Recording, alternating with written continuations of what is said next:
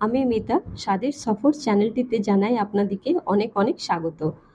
আজ আমি আপনাদের সাথে এক দুর্দান্ত স্বাদের ডেজার্টের রেসিপি শেয়ার করতে যাচ্ছি। আপনারা প্লিজ ভিডিওটি শুরু থেকে শেষ পর্যন্ত দেখবেন। তো চলুন শুরু করা যাক আজকের রেসিপি। তো আজকের রেসিপির জন্য আমি গ্যাসে এক প্যান চাপিয়ে দিয়েছি। এটাতে আমি নিচ্ছি 1 লিটার ফুল ফ্যাট মিল্ক। আপনারা এই রেসিপিটি গরুর দুধেও বানাতে পারেন। তো এখানে দুধটা আমি ভালোভাবে জাল দিয়ে এটাকে ঘন করে নেব। তো দুধটা আমার যতক্ষণ ঘন হচ্ছে আমি বাকি কাজগুলো সেরে নিচ্ছি। তো চলুন, এখানে আমি নিয়ে নেব আধ কাপ, মেজারিং কাপের আমি হাফ কাপ ঠান্ডা দুধ ইউজ করছি। এর মধ্যে আমরা দিয়ে দেবো কাস্টার্ড পাউডার। এখানে আমি ভ্যানিলা ফ্লেভারের কাস্টার্ড পাউডার ইউজ করছি।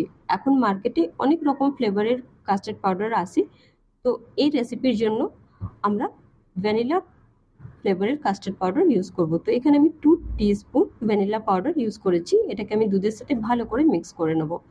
আমরা যেহেতু ঠান্ডা দুধ ইউজ করছি, দেখুন এটাতে কোনো রকম লাম্পস টাম্পস আসেনি। এটা একদম ভালোভাবে এটা গোলা হয়ে গেছে।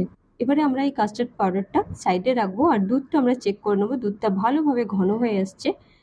তো এবারে আমরা যে কাস্টার্ড পাউডারটা গুলে রেখেছিলাম ওটাকে আরেকবার ভালোভাবে মিক্স করে এক হাতে করে কাস্টার্ড পাউডারের ঘোলটা ঢালবো আর এক হাতে করে দুধটা আস্তে আস্তে এটাতে মিক্স করে নেব। এটাকে ভালো করে দুধের সাথে মিক্স করে নেবার পর এটা দেখবেন অনেকখানি এটা ঠিক হয়ে যাবে। তো এটা থেকে 4 থেকে 5 মিনিট এটাকে ভালো করে আরেকবার বয়েল করে নেব। তাহলে দুধের যে কনসিস্টেন্সি হবে এটা কিছু এরকম হবে, খুব বেশি থিকও হবে না আর একদম পাতলাও থাকবে না। এই কনসিস্টেন্সিতেই আমরা গ্যাসের ফ্লেমটা বন্ধ করে দেবো আর এটাকে একটুখানি ঢাকা দিয়ে দেবো। এটা ঢাকা দেওয়াটা খুব জরুরি, নাহলে ওপরে সর পড়ে গেলে এটা টেস্টটা একদম নষ্ট হয়ে যাবে। তো এখানে আমি দুটো আম নিয়েছি, একদম পাকা আম নেওয়ার চেষ্টা করবেন যেটা একটু মিষ্টি হয় সে ধরনের। এবারে এটা স্লাইস বার করে এর উপরে একভাবে স্ট্রিপ স্ট্রিপ কেটে নেবো। তাহলে এই ম্যাঙ্গোর আমরা আমের এই ছোট ছোট টুকরোটা বার করে নেবো। এইভাবে ছোট ছোট টুকরো করে আমের এই টুকরোগুলোকে বার করে নেব। তো এখানে দেখুন আমি আমের ছোট ছোট টুকরো করে নিয়েছি। এখানে আমাদের আমের টুকরোগুলো রেডি আছে। এবার আমরা একটা মিক্সিং বাউলে আধ কাপের মতন আমরা ম্যাঙ্গো পাল্পটা ঢেলে দেবো আর ওর সাথে আমরা ইউজ করে দেবো 1/4 কাপ চিনি। আপনি চিনিটা দুধেও আগে দিয়ে দিতে পারেন, কিন্তু আমি এটা মানে আমের সাথে মিক্স করছি যেন পেস্টটা আমার একদম স্মুথ তৈরি হয়। আমের সাথে চিনি এভাবে মিক্স করলে না দেখুন আমের পেস্টটা একদম স্মুথ তৈরি হয়েছে। তো আর চিনি আপনারা আপনাদের অ্যাকর্ডিং কম কিংবা বেশি করতে পারেন, আপনি যেমন মিষ্টি পছন্দ করেন সেই হিসাবে। কিন্তু এই ডেজার্টে খুব বেশি মিষ্টি আমাদের দরকার নেই, কেন কি আমটাও আমাদের মিষ্টি হয়, তো সেই জন্য।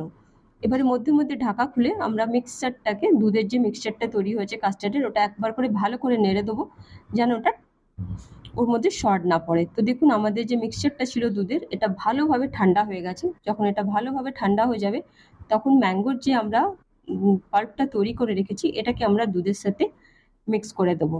আগে পাল্পটা আমরা দুধে আস্তে আস্তে ভালো করে মিক্স করে নেব। মনে রাখবেন দুধটা যেন আমার ভালোভাবে ঠান্ডা হয়। দুধটা যদি একটুখানিও গরম থাকে দুধটা কিন্তু ছিটে যাবে।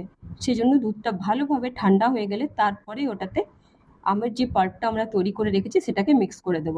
দেখুন দুধের সাথে আমটা আমরা ভালোভাবে মিক্স করে নিচ্ছি, একদম ক্রিমি টেক্সচার এসছে আর কালারটা কি দুর্দান্ত এসছে। এবারে এটাকে আমরা একটা বাউলে ট্রান্সফার করে দেবো আর 2 ঘন্টার জন্য এটাকে ফ্রিজে রেখে দেবো ঠান্ডা হওয়ার জন্য। ফ্রিজারে না, ফ্রিজে রাখবো ঠান্ডা হওয়ার জন্য। তো আমার প্রায় 2 ঘন্টা মতন এটাকে ফ্রিজে রেখে দিয়েছিলাম, এটা ভালোভাবে ঠান্ডা হয়ে গেছে। এবার এটাতে আমরা যে আমের স্লাইসগুলো, ছোট্ট ছোট টুকরো করা স্লাইসগুলো কেটে রেখেছিলাম, এটার ওপরে আমরা এটাকে দিয়ে দেবো গার্নিশিং এর জন্য। ওর উপর থেকে দিয়ে দেবো কিছু পেস্তা। আপনারা চাইলে কোনো ড্রাই ফ্রুটস দিতে পারেন, কোনো ফ্রুটস দিতে পারেন, কিন্তু আমি জাস্ট আজকে একদম ম্যাঙ্গো ফ্লেভারের ম্যাঙ্গো কাস্টার্ড বানাচ্ছি, সেজন্য কোনো রকম ফলের এখানে আমি ইউজ করিনি। আপনারা চাইলে কোনো ফলও দিতে পারেন। এবার এটাকে আমরা ঠান্ডা ঠান্ডা সার্ভ করে নেব। তো দেখুন আজকের আমাদের খুবই সুস্বাদু ম্যাঙ্গো কাস্টার্ড তৈরি হয়ে গেছে। এটা খেতে দুর্দান্ত লাগে, আপনারা একবার ট্রাই করে দেখবেন।